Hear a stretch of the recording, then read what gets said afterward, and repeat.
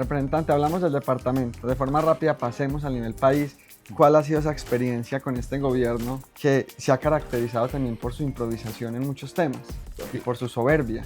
La experiencia es muy amarga y voy a resumirlo de una manera muy rápida.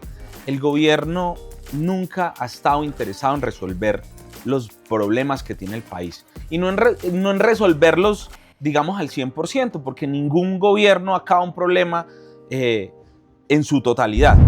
Mientras tanto estaban masacrando a nuestros soldados.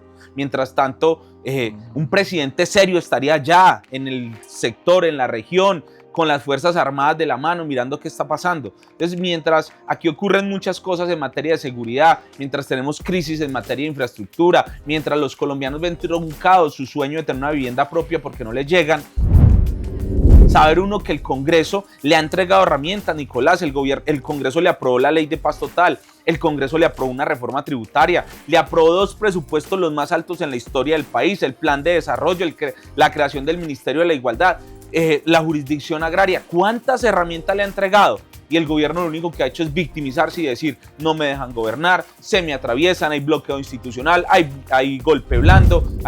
Representante, el Quindío en una palabra. El Quindío es hermosura.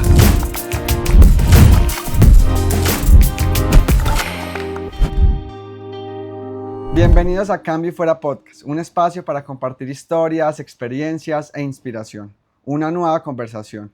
Hoy nos acompaña un gran invitado, el congresista John Edgar Pérez Perea, abogado, especialista en Derecho Público, magíster en Derecho Administrativo, 2 veces concejal de Quimbaya, 2 veces concejal de Quimbaya y una vez alcalde de su municipio, actualmente representante a la Cámara por el departamento del Quindío con más de 33.000 votos por el partido Cambio Radical. Representante, un gusto tenerlo en Cambio y Fuera Podcast. Nicolás, el gusto es mío, muchas gracias por la invitación a este espacio. Hoy hablaremos de su recorrido, de la visión de país, de la visión del departamento del Quindío y cómo ha sido su trayectoria desde concejal hasta hoy representante a la Cámara. Por eso quiero arrancar preguntándole, ¿quién es John Edgar Pérez Perea? Bueno, Perea es un hombre de 40 años, padre de 3 hijos, que tiene ya 30 años en el ejercicio político, que además lo explicaré más adelante por qué 30 años de 40 que tenemos, que ha tenido una vocación de liderazgo desde muy niño, desde muy joven, y que hoy pues representamos a los quindianos en el Congreso de la República. Representante, su nombre es John Edgar Pérez Rojas. ¿Por qué Perea? Fue un apodo que me colocaron en el colegio estando muy joven, precisamente porque los compañeros siempre me decían, usted va a ser político, yo era el representante del grupo, posteriormente fui personero estudiantil, y en ese entonces había un gran periodista deportivo, Edgar Perea, que se lanzó al Senado de la República, y mi nombre es John Edgar, entonces por Edgar me decían, usted va a ser político como Edgar Perea, Edgar Perea, Edgar Perea, y Perea me quedé. Usted comenzó la política muy joven. ¿Qué lo motivó a entrar a la política siendo tan joven? Porque me contaba que también como personero, representante del salón y luego como concejal. Bueno, Nico, usted que también tiene digamos, ese liderazgo y que eso es algo que de pronto nace con la persona, sabe que uno desde niño, desde joven empieza a liderar espacios, y yo desde que tenía 10 años en la escuela, fue mi primera, de hecho, aspiración en el ejercicio de liderazgo, fui personero estudiantil en la Escuela General Santander, municipio de Quimbaya, donde estudié mi básica primaria. Posteriormente vine a la ciudad de Armenia, estudié en el Colegio San José. Allí fui representante del grupo, fui personero estudiantil, hice parte de entidades cívicas como el Club Leo, que es el club juvenil del Club de Leones, donde también fui presidente. Hice parte de la Organización Nacional de Juventudes Liberales, donde fui concejal de Juventudes, diputado de Juventudes, parlamentario nacional de Juventudes, miembro del Instituto de Pensamiento Liberal. De manera pues que en todos esos espacios logré ir formando liderazgo, ir aprendiendo mucho más. Y todo eso me motivó a ir creciendo, no solamente en la parte de liderazgo juvenil, sino también pensar en la parte de liderazgo político. Representante, fue concejal durante 2 periodos en el municipio de Quimbaya. ¿A qué edad quedó electo concejal por primera vez y cómo fue esa experiencia desde el consejo municipal, trabajando con la comunidad? Bueno, esa fue digamos, una bonita experiencia, es una anécdota. Yo recién cumplía los 18 años cuando me invitan a ser parte de la lista del Consejo Municipal y de hecho no me alcanzó a llegar la cédula. Yo me inscribo con mi contraseña, pero no puedo votar. No puedo votar porque no me llega la cédula, que es el único documento con que la gente puede ejercer ese derecho ciudadano. Y logramos llegar muy, muy jóvenes al consejo. Tenía apenas 18 años, estuvimos allí durante 2 periodos.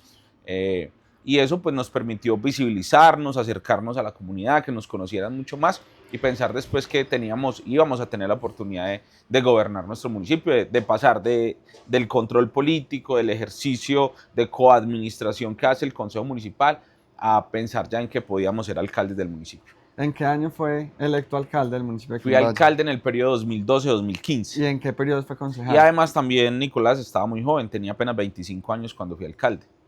Y fui concejal en el periodo 2004-2007 y 2008-2011. O sea, saltó del consejo inmediatamente para la Inmediatamente alcaldía. a la alcaldía, sí. ¿Cuál fue la mayor dificultad en esa campaña electoral a la alcaldía, pero también cuál fue el mayor logro ya como alcalde en su administración? Bueno, dificultades en campaña se presentan muchas.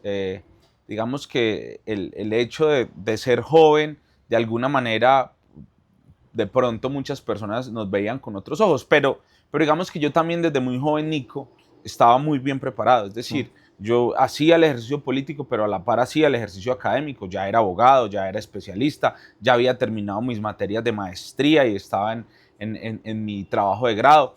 Ya tenía una experiencia como concejal, conocía la administración y demás. Y pues las dificultades normales de toda campaña. Y el mayor reto era precisamente poder recuperar la confianza. El municipio, como muchos municipios del departamento, estaban en un periodo de crecimiento donde las necesidades básicas eran muchas, es decir, donde llevábamos años creciendo de pronto hasta de una manera desorganizada y las inversiones en el territorio todavía eran muy pequeñas y existía mucho déficit en, por ejemplo, en servicios públicos, alimento básico, agua potable, en infraestructura educativa, en tema de vivienda, porque después de ese, digamos, boom de construcción de vivienda que se vivió en la época donde habían auxilios parlamentarios, que la gente recuerda las asociaciones populares de vivienda, que recuerda los famosos planes de vivienda que hacían los congresistas a través de sus fundaciones.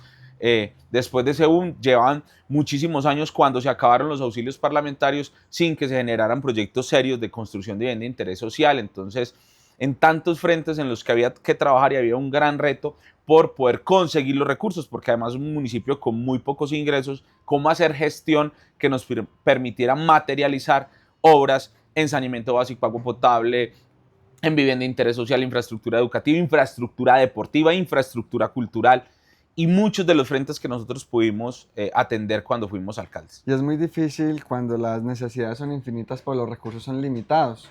Pero representante, usted me habla de su preparación académica, especialista en Derecho Público, magíster en Derecho Administrativo, se ha formado con posgrados, con muy buen pregrado, para ser hoy un representante a la Cámara. ¿Cuál cree usted que es la importancia de la educación para asumir los roles o las posiciones políticas y de poder? Bueno, sin lugar a dudas, el sector público es un sector que requiere de conocimiento, que requiere de formación. Yo siempre, digamos que hago un poco el símil con otro tipo de profesiones y de decisiones que uno toma en la vida. Por ejemplo, cuando uno tiene una enfermedad, pues quiere buscar el mejor médico, el que más conozca y el que más experiencia tiene para que le solucione su problema. Cuando a uno se le daña el carro, pues uno quiere ir al mejor taller donde tienen los mejores equipos, donde tienen los mecánicos más preparados y que más saben del tema. Pero lastimosamente en el ejercicio público ocurre lo contrario.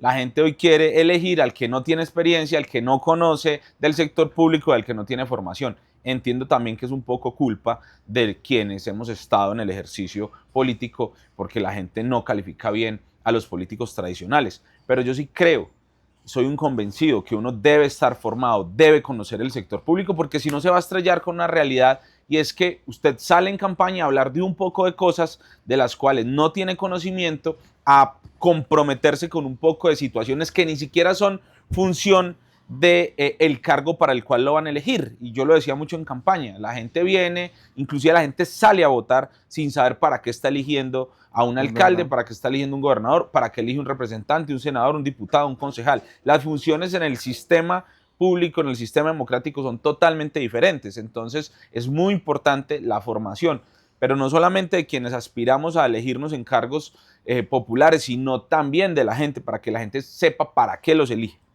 Representante, que usted me dice que termina la alcaldía en el año 2015. se lanza a la Cámara más o menos, queda electo en el 2022, pero la campaña arranca en el 2021. Yo aspiré, no, Nicolás, yo aspiré en el 2018, fue mi primer ejercicio a la Cámara. En ese entonces aspiré en la lista de Cambio Radical con el doctor Atilano, con la doctora Sandra Paola. Hicimos ese ejercicio, sale electo Atilano. Durante el 2016 al 2018 ocupé varios cargos como asesor jurídico, como asesor de gerencia, en el ejercicio de mi profesión en el sector público.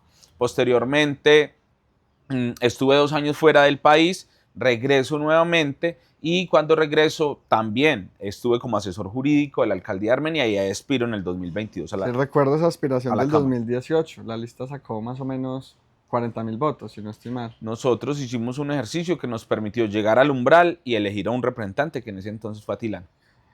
No, luego de esa primera aspiración que lo motivó a postularse nuevamente a la Cámara de Representantes en el 2022. Bueno, Nico, como le he contado en el transcurso de esta conversación, pues siempre he estado en el ejercicio de lo público, siempre he estado en el ejercicio de liderazgo y habíamos estado en el consejo, habíamos estado en la alcaldía, habíamos estado, digamos, en la parte también administrativa como asesor y quería dar ese paso para conocer ya, digamos, lo que debe ser el trabajo a nivel nacional desde una corporación como el Congreso de la República para poder tratar de hacer gestión para nuestro departamento. En esa elección la lista obtuvo más de 33.900 votos, aproximadamente 33.900 votos, una cifra muy alta. ¿Cómo se sintió usted con ese respaldo ciudadano? ¿Qué responsabilidad sintió? Exactamente eso, Nicolás, responsabilidad, saber que tantos ciudadanos confiaron en nuestra hoja de vida, que confiaron en nuestra propuesta, en nuestro discurso, y eso me comprometía a ser un congresista muy activo, un congresista que llegara allí a trabajar en lo que compete, en la presentación de proyectos de ley, en el ejercicio de control político, en el trabajo de gestión, pero también me comprometió mucho a ser un congresista cercano a la ciudadanía, a visitar mi territorio, es decir, a no sacar la excusa de que estoy en Bogotá, estoy en Bogotá. Por supuesto que Bogotá nos copa un tiempo importante en la semana, pero también Perea siempre está aquí en el territorio, recorriendo los municipios, dialogando con la gente, hablando con los líderes, escuchando a la ciudadanía, contándoles un poco cuál es nuestro trabajo en el Congreso. Representante, créame que eso es lo que más he admirado de su trabajo. Creo que es el único de los congresistas que mantiene un contacto permanente con la comunidad, pero adicional no descuida a su familia, porque yo lo veo a través de las redes sociales. Sale a montar bicicleta como a las 6 de la mañana, luego está almorzando con la familia, luego está en un municipio, luego está en la cordillera, luego está en Armenia, luego está en una reunión, por la noche está en otra actividad y luego está madrugando a montar bicicleta otra vez. No entiendo cómo tiene tiempo, pero lo que sí admiro mucho es ese contacto permanente con la comunidad que se pierde. Eso es disciplina. De hecho, ayer viví un día como esos. Madrugué, hice 50 kilómetros en bicicleta, llegué a un restaurante, desayuné, saludé a varios amigos que estaban allí, fui a mi casa, me cambié, me fui a 2 comunas de la ciudad de Armenia, estuve en 2 actividades de Día de los Niños, llegué a mi casa y salí con mis hijos, con mi familia, fui a mercar, estuve con ellos, compartí con ellos y hoy nuevamente empezamos nuestra agenda.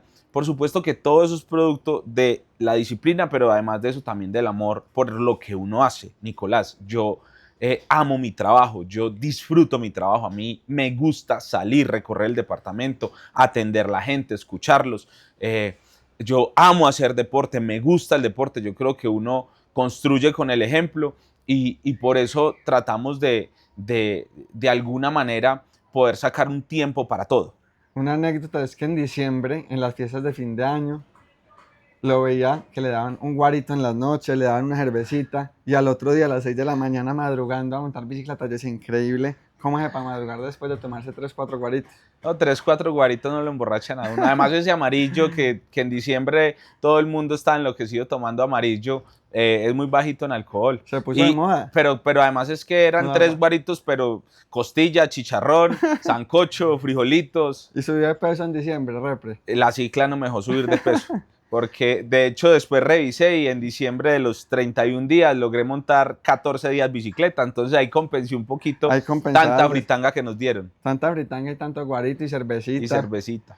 Bueno, hablemos, repre, de la gestión en el Congreso de la República. Primero quiero que le diga a la ciudadanía qué es el Congreso de la República y qué hace un congresista. Yo creo que hay un desconocimiento total sobre la labor legislativa. Así es, Nico, y de hecho eso lo hice mucho en campaña, decirle a la gente para qué me iban a elegir. Mire, el Congreso de la República es una de las ramas del poder público en Colombia. Existe una rama ejecutiva, es decir, donde están los gobernantes, el presidente, los gobernadores, los alcaldes. Existe una rama judicial, que es quien se encarga de administrar justicia en el país, que también es totalmente independiente, que es donde están nuestros magistrados, nuestros jueces y demás funcionarios de esa rama judicial. Y existe la rama legislativa, que es donde está el Congreso de la República, la Cámara y el Senado. Y digamos que nuestra función se resume en dos cosas. Uno, aprobar las leyes del país, discutir las leyes, bien sea para reformar la Constitución, bien sea para cualquier asunto. Las leyes son las que rigen todos nuestros asuntos en la vida. Toda nuestra vida cotidiana se rige por normas, por reglas. Las leyes pues son las que las regulan. Y hacer control político. ¿Hacerle control político a quién? A esas otras ramas del poder público. Mirar que cumplan sus funciones, que ejecuten el presupuesto, que hagan bien las inversiones, que cumplan cada uno de sus mandatos legales y constitucionales. Esa es la función del Congreso. En síntesis, hacer leyes y hacer control político. Son esas dos principalmente. Representante, de forma muy sucinta, ¿cuáles han sido esas principales propuestas, iniciativas o proyectos que usted ha liderado desde el Congreso? Dígame dos, de forma muy sucinta. Mire, pero muy importante, por la comisión a la cual pertenezco, que eso también hay que explicárselo a la gente. Todos pertenecemos a una comisión diferente, son 7 comisiones constitucionales donde se tratan asuntos totalmente diferentes. Por la comisión a la que pertenezco, la ley más importante en la que estuve y en la que fui ponente fue el Plan Nacional de Desarrollo. En el Plan Nacional de Desarrollo nosotros hicimos una propuesta desde el Quindío, en un grupo colectivo que se denominó Alianza por el Quindío, donde le entregamos al Gobierno Nacional una propuesta y de esa quedó el 80% incluido en el Plan Plurianual de Inversiones. Fue muy importante, allí lideramos temas estratégicos que en medio de la discusión en las comisiones económicas, Comisión Tercera y Comisión Cuarta, se iban a quedar por fuera, como la doble calzada Calar-Cala-Paila, como el Plan Maestro del Aeropuerto Internacional El Edén y otros temas importantes que debían quedar allí. Tuve esa oportunidad de liderar esas mesas del trabajo de plan de desarrollo, estar ahí incluido como ponente, ir a todos los debates que se hicieron previo a la presentación en el Congreso de la República. Y por otro lado, desde el partido, no va a hablar de uno, va a hablar de 3 temas muy importantes. Radicamos reforma a la salud, que siempre fue de alguna manera pateada por el gobierno, nunca quisieron tener en cuenta nuestra propuesta. Presentamos una reforma en materia tributaria para mantener algunos de los beneficios que trajo los decretos de emergencia económica y que reactivaron la economía del departamento, como fue precisamente la exención de IVA a tiquetes aéreos, la exención del impuesto de hipoconsumo y la exención del IVA hotelero. Eso para el sector gastronómico, hotelero, turístico en el departamento y en el país fue fundamental en la reactivación económica y en la generación de empleo. Presentamos el proyecto de ley de cielos abiertos que buscaba mayor competitividad. ¿Cuánto sufren hoy los quindianos por el tema de conectividad aérea? Pero no porque no haya servicio, sino porque no hay competencia en el servicio y por ende las tarifas siguen siendo muy altas, los horarios muy reducidos. Presentamos el proyecto también de cielos abiertos que el gobierno se ha encargado también de buscar atravesarse en él y que busca reactivar esa parte de la economía. Y en el plan de desarrollo lideramos mucho algo que necesita hoy el departamento para la ordenación de su territorio y es una reforma a la ley segunda. Representante, hablemos de la descentralización de forma muy corta y ¿cómo considera usted que se debe mejorar esa relación entre el gobierno nacional y las regiones? Pues que precisamente, Nicolás, la no materialización del concepto que enmarca la descentralización es la que obliga hoy a los gobernantes regionales a tener siempre un contacto directo con el gobierno nacional porque todavía tiene una centralización muy fuerte, una dependencia muy fuerte del presupuesto general de la nación, un recaudo muy concentrado en el gobierno nacional y hoy todos los alcaldes y gobernadores dependen en un altísimo porcentaje de que sus proyectos se puedan viabilizar pero con recursos de la nación, de manera pues que la descentralización no es hoy una realidad. Además de eso hubo una ley que buscaba descentralizar un poco más los recursos, pero a la vez están descentralizando mucho más las funciones. Y ahí digamos que hay un amplio debate de así como crecen las transferencias para las regiones, también están creciendo en desmedida las funciones que tendrían que realizar. Representante, desde su punto de vista, ¿cuál cree que son los mayores desafíos que enfrenta actualmente el departamento del Quindío, nuestro departamento? Bueno, el departamento tiene un gran desafío y es precisamente poder crecer un poco su PIB. ¿Con qué? Con las actividades económicas que se desarrollan. Nosotros hoy ocupamos a nivel país el número 24 en PIB, es decir que la incidencia del Quindío en la economía nacional todavía es muy baja. Nosotros hoy tenemos unos sectores económicos en crisis, por ejemplo el sector de la construcción, el sector inmobiliario, que jugaron un papel tan importante en bajar la tasa de desempleo en el país. Hoy también están en crisis porque el gobierno nacional ha frenado la política de construcción de vivienda de interés social y de vivienda de interés prioritario. El departamento, digamos que en renglones depende principalmente del comercio, pero el comercio hay que dividirlo en dos, la parte formal y la parte informal. La parte formal se ve amenazada por, de alguna manera, las diferentes imposiciones que en materia tributaria han tenido en los últimos años, y pues la parte informal sí que está amenazada porque no encuentra un camino para llegar a formalizarse. De ahí sigue la agroindustria, de alguna manera. En tercer lugar está también el tema de la administración pública. Nosotros siempre nos hemos debatido aquí frente a que el departamento necesita industria, pero no hemos entendido que lo que necesita el departamento es el fortalecimiento de la agroindustria, que va de la mano con nuestra vocación agrícola y pecuaria. Y esos son los grandes desafíos. Principalmente uno de ellos tiene que ver con la pertinencia en la oferta educativa. Nosotros todos los días encontramos que la formación que están escogiendo nuestros jóvenes va muy encaminada a quizás el renglón más débil de la economía, es el renglón de la administración pública, del dinamismo de la economía en el departamento. Hay que trabajar en eso, y yo pienso que, me decía una persona, hace muchos años se está hablando de ese tema, pero no se hace nada. Yo creo que sí, que hoy las facultades de educación en el departamento del Quindío, de las universidades públicas y las universidades privadas, vienen generando otro tipo de oferta educativa. Lo que necesitamos es un poco encaminar a nuestros jóvenes hacia esa formación. Yo creo que lo que usted dice es muy importante, y es necesitamos más ingenieros de software, más ingenieros de sistemas, desarrolladores que respondan a las necesidades del mercado. Yo creo que hay muchos abogados, hay muchos administradores de empresas que son un rol importante en la sociedad, pero son demasiados para el Pero departamento está saturado, del digamos que el mercado laboral en el Quindío está saturado de ese tipo de profesiones, pero existe un déficit, por ejemplo, en el tema de bilingüismo, que nos sirve muchísimo para fortalecimiento de la oferta turística, en el tema agroindustrial, en el tema de los colegios. Claro, por eso le digo que la oferta pertinente académica hay que trabajarla en los jóvenes, y se tiene que trabajar obviamente desde el colegio. Representante, hablamos del departamento. De forma rápida pasemos al nivel país. ¿Cuál ha sido esa experiencia con este gobierno que se ha caracterizado también por su improvisación en muchos temas y por su soberbia? La experiencia es muy amarga y voy a resumirlo de una manera muy rápida. El gobierno nunca ha estado interesado en resolver los problemas que tiene el país, y no en resolverlos, digamos, al 100%, porque ningún gobierno acaba un problema en su totalidad. Siempre lo que se busca es trabajar para irlos minimizando, llevarlos a su mínima expresión, pero nunca ha estado interesado en mejorar la seguridad del país, nunca ha estado interesado en mejorar la economía del país, nunca ha estado interesado en generar empleo, nunca ha estado interesado en formalizar el empleo, nunca ha estado interesado en mejorar la educación, nunca ha estado interesado en mejorar la infraestructura.